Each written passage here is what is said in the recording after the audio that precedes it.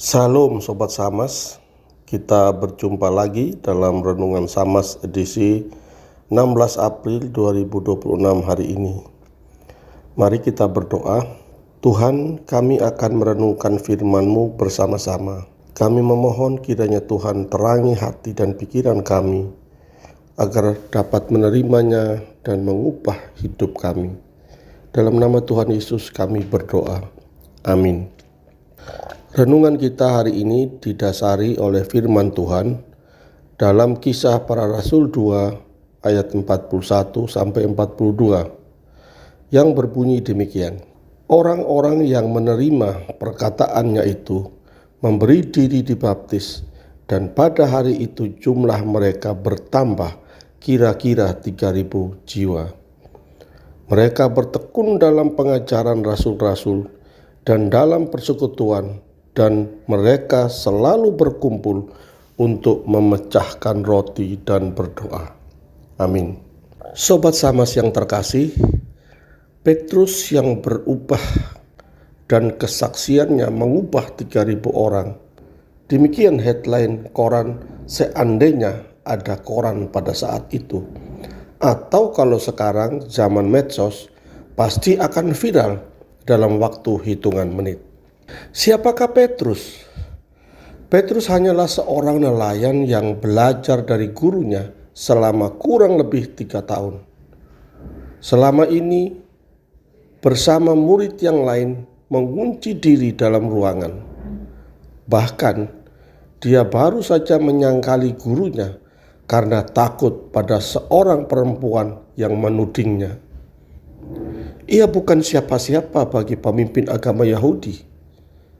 Satu lagi, ia hanya seorang dari kampung Galilea, tempat yang jauh dari kota Yerusalem, yang merupakan pusat pemerintahan dan peribadahan umat Yahudi.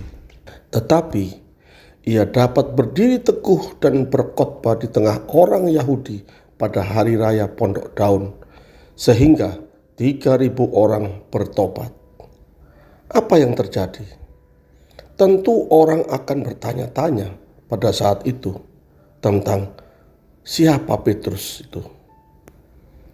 Pertanyaan selanjutnya adalah mengapa?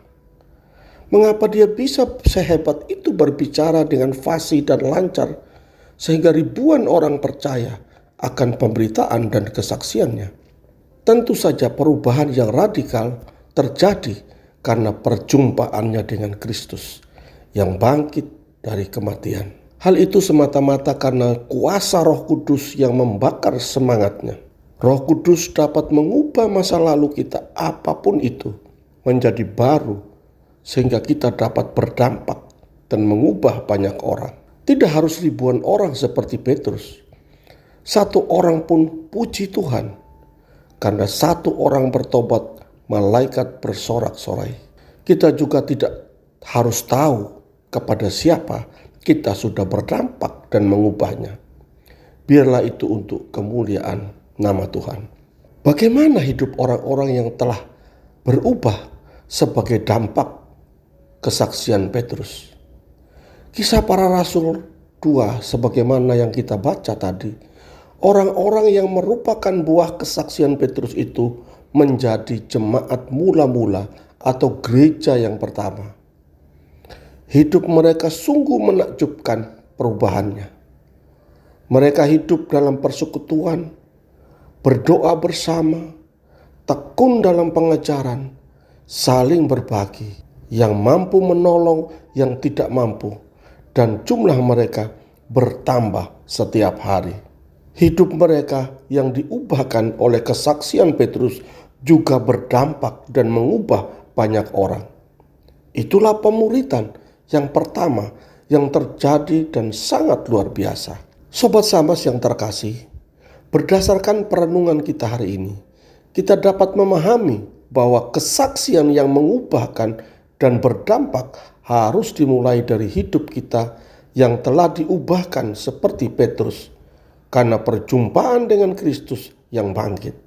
Roh Kudus akan mengubah dan menuntun kita dalam kehidupan keseharian kita yang nyata. Kesaksian kita juga tidak hanya lewat perkataan, tetapi juga melalui tindakan nyata dengan hidup yang taat firman.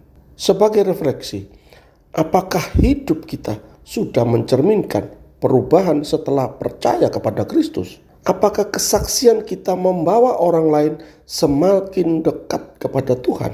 Dan sudahkah kita hidup dalam kasih, kebersamaan, dan kerelaan memberi sebagai bentuk kesaksian kita? Kiranya Tuhan menolong kita untuk hidup berdampak bagi kemuliaan-Nya. Amin. Mari kita berdoa.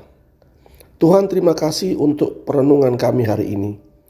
Tolong kami agar hidup kami yang sudah diselamatkan ini dapat berdampak untuk perubahan orang lain. Dalam nama Tuhan Yesus kami berdoa. Amin.